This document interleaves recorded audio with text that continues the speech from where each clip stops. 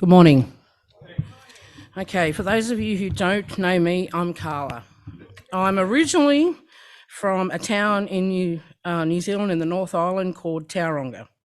I came to Australia when I was a baby. Apart from a period of time in my teens, I was raised here in Australia with traditional Maori customs and beliefs. I come from a large family. I have 5 sisters and 1 brother. My father was a well-respected man in the Maori community. He was also a Vietnam veteran. He worked in the security industry as well as being a bouncer, barman, and a prison officer at Long Bay Jail in the late 80s to early 90s. My father was an angry and hard man who'd had problems with alcohol and ruled with an iron fist. My mother was a battered wife for over 30 years, and my siblings and myself were all treated pretty much the same. I was roughed up and taught how to fight, something I got good at later on in life. Somewhere between the ages of 6 and 9, I was sexually abused by an uncle. His wife, my auntie, who had caught him in the act, blackmailed me into keeping my mouth quiet. So as a child who didn't know how to cope with that, I repressed those feelings and those memories until I was probably in my mid-20s. At that time, I was blessed to have Christian counsellors who walked me through that wreckage in order to deal with it and try to move on in my life. Excuse me, I'm a bit emotional. After a short relationship, at the age of 19, I had my first son. But by the age of 21, my father was told he was dying, so most of my family moved back to New Zealand. And I stayed here in Australia because I wanted to live my life here. I ended up on the streets by the time I was 22. It was around that time that I met my second partner and the father of my second son. My life with him was like being on a scary ride.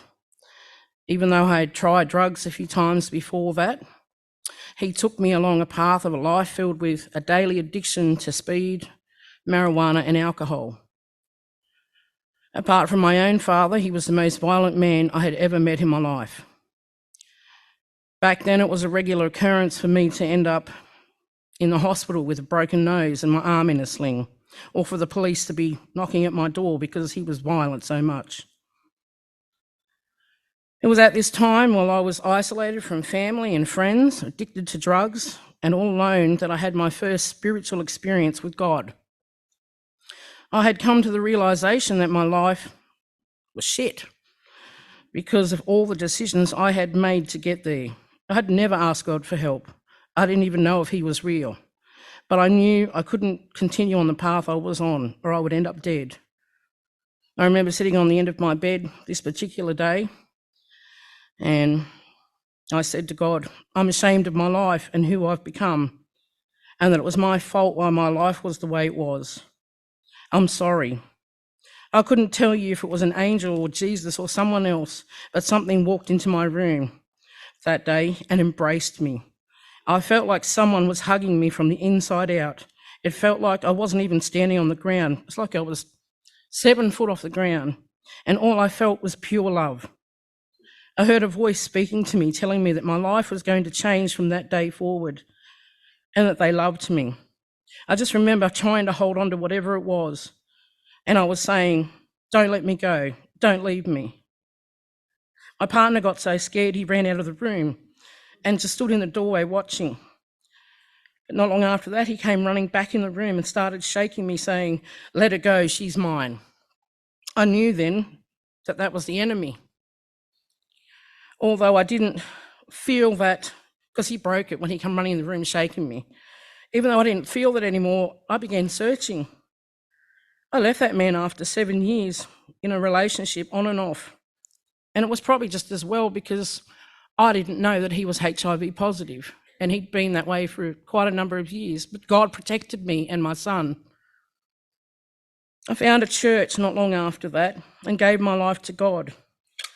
I didn't really understand what that meant. So for the next almost 18 years, I was in and out of churches trying to grab a hold of this thing called a daily walk with God. It didn't help that I was full of anger, mistrust, unworthiness, and shame from my past. I also saw God as an unloving, harsh God who dished out punishment because of my own experiences with my dad. It wasn't till about 7 years ago, when I had gone back to smoking marijuana, I'd started to see demons and angels, and it scared me. I knew it was time to get my life right with God again, and after sitting there arguing with God for about 3 weeks, I walked through the doors here of Life Church. That's funny, I always argue with God. Rick was preaching that day, and when he gave an altar call, I almost ran up to the front of the church to rededicate my life to God. I left here feeling like I had a sense of purpose again. I went home that day with my best friend who had attended church with me and my son Rua. When I walked into my home, everything felt completely different. There was a heaviness in the air that I hadn't noticed before. My fiancé at the time was home and became visibly uncomfortable with me when I walked in the room. We didn't have the healthiest relationship, you see. But for the first time in a very long time, I was overcome with compassion towards him. And I started talking to him about God again.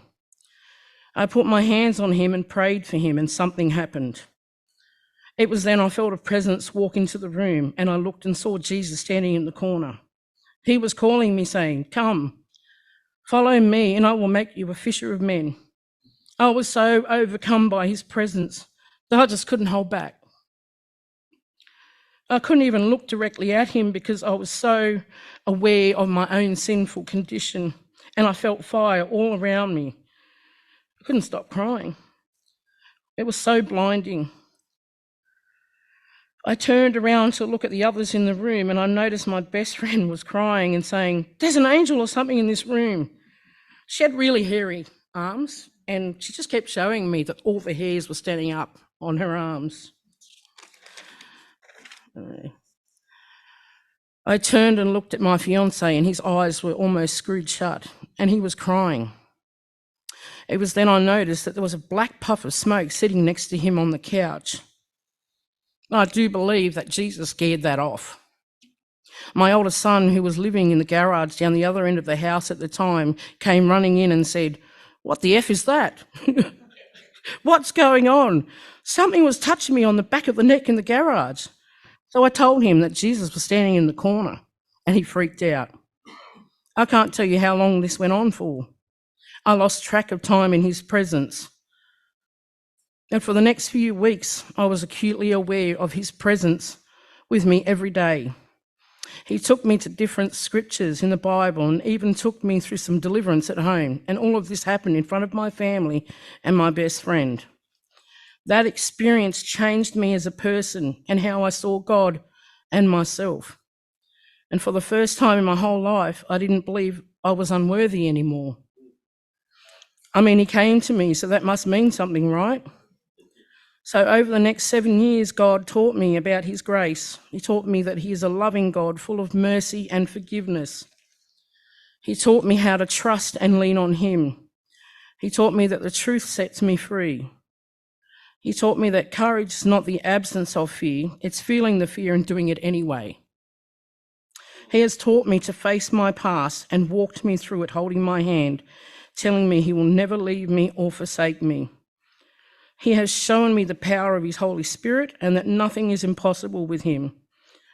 He has done some miracles in my life and healed me from things I never thought were possible. He has given me hope and a future and an identity in him. I'm still a work in progress, and that's okay with me.